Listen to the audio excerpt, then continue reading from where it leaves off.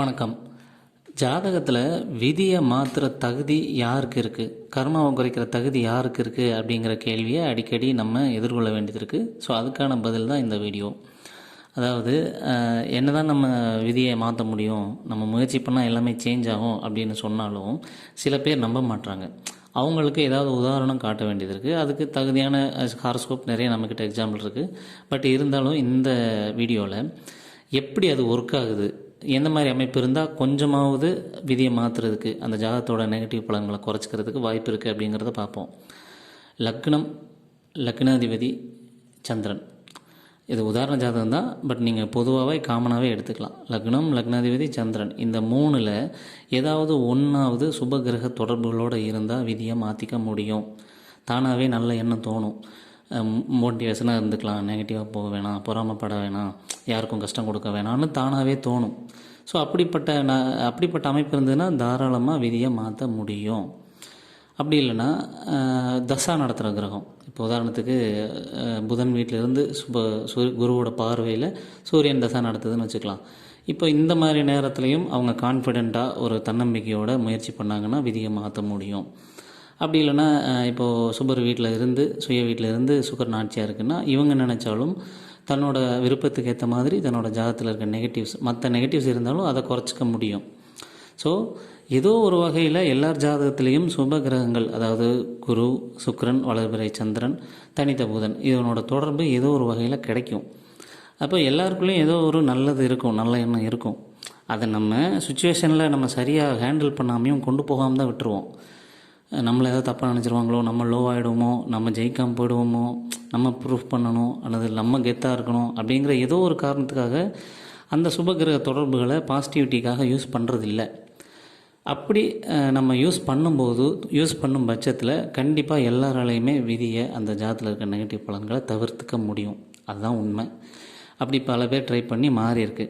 நீங்களுமே உங்கள் ஜாதகத்தில் லக்னமோ, சந்திரனோ, லக்னாதிபதியோ, தசாபதி நடத்துகிற கிரகமோ பாசிட்டிவோட சுப கிரக தொடர்போடு இருக்குது, பார்வை சேர்க்கையோடு இருக்குது அப்படின்னா நிச்சயமாக உங்களாலையும் விதியை மாற்றிக்க முடியும். 99% மக்களுக்கு அவங்களோட ஜாதகத்தில் சுபகிரக தொடர்பு இந்த மாதிரி ஏதோ ஒரு வகையில் வந்துடும். ஒரு டைம் இல்லைனாலும் இன்னொரு டைம் வந்துடும்.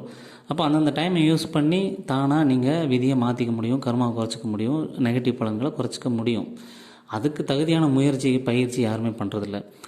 ஒரு மெடிடேஷன், யோகா, ஒரு செல்ஃப் மோட்டிவேஷன் கிளாஸு, அல்லது ஒரு கடவுள் பக்தி, குருமார்களோட வழிபாடு, அல்லது நிறைய அனுபவம், படிப்பு, நல்ல குணம், விடுதலை மனசு, இந்த மாதிரி பல விஷயங்கள் இருக்குது விதியை மாற்றுறதுக்கு. அதில் உங்களுக்கு எது தகுதியோ, எது சூட் ஆகுதோ அதை நீங்கள் ஃபாலோ பண்ணி உங்களோட நெகட்டிவ் பலன்களை மாற்றிக்க முடியும். அப்படிங்கிறது தான் இயற்கையில் இருக்க உண்மை. இது இயற்கையில் இருக்கிற ஒரு ஆப்ஷன். ஜாதகங்கிறது அப்படி 100% இருக்கிறதே அப்படி நடக்காது. நம்ம சுய முயற்சிக்கு ஏற்ற மாதிரி அல்ட்ரேஷன் ஆகும். அப்போ சுய முயற்சிக்கு ஏற்ற மாதிரி அந்த பாசிட்டிவிட்டியை பயன்படுத்தி நம்ம ஹாரோஸ்கோப்போட பலன்களை அல்டர்னேட் பண்ண முடியும். ஸோ அதை நம்ம நிறைய இடத்துல பார்த்துருக்கோம், உணர்ந்துருக்கோம். ஸோ அதனால தான் நம்ம இவ்வளோ கான்ஃபிடெண்ட்டாக சொல்கிறோம். ஸோ இப்படி நீங்களும் உங்களோட ஜாதகத்தில் இருக்க ஏதோ ஒரு பாசிட்டிவ் எந்த இடத்துல இருக்குது, எது மூலிமா மாற்றிக்கலாம். இப்போ சந்திரன் சுபத்துவமாக இருக்குது, லக்னாதிபதி நல்லா இல்லைன்னா மனது மூலிமா, எண்ணங்கள் மூலிமா எப்படி நம்மளோட வாழ்க்கையை மாற்றலாம். அல்லது லக்னாதிபதி மட்டும்தான் நல்லா இருக்குது, லக்னமும் சந்திரனும் கெட்டு போச்சு அப்படின்னா நம்மளோட முயற்சி மூலிமா, செயல் மூலிமா, லக்னாதிபதிங்கிறது நம்ம முயற்சி, செயல், நோக்கம், இது மூலிமா எப்படி விதியை மாற்றிக்கிறது. அல்லது லக்னமே நல்லா இருக்குன்னா பேசிக்காகவே நம்ம நல்லாயிருக்கோம். அப்போ இயல்பாகவே நமக்கு நல்ல விஷயங்கள், நல்ல ஒரு பாசிட்டிவான லைஃப்பை கொண்டு போய்க்க முடியும்.